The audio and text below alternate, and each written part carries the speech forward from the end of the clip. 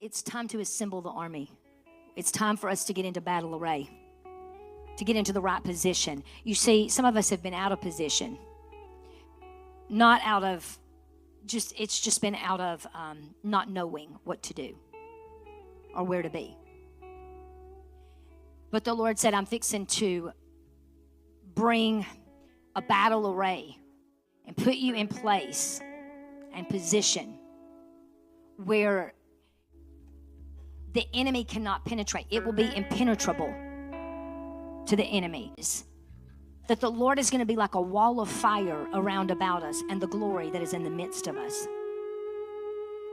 And so there is a battle array that he puts us in. Rank and file, he puts us in it. And if we just do our part, if I can trust you to stay in your place, and you can trust me to stay in my place, then nothing can get to me on that side. We link our shields of faith together and move as one. So there is an arraignment that is coming for the I'm going to say the body of Christ as a whole. There's a revelation and an enlightenment that is coming on how we need to get into right alignment and right battle arraignment. Does that make sense? Because there's a sound that's coming. When they played that prophetic song a minute ago, that's all I could hear was there is a sound that we have to move to, that we have to march to. It's a cadence that's being released in the land. It's an ability to move in cadence.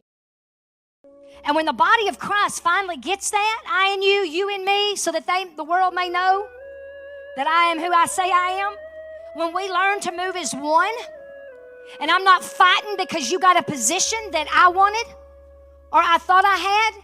Listen, we're coming into another month on Wednesday where it's about being able to, you gotta kill that evil eye, because we're not at war with one another, guys. And that has to stop. We can't move as one if I'm warring against you.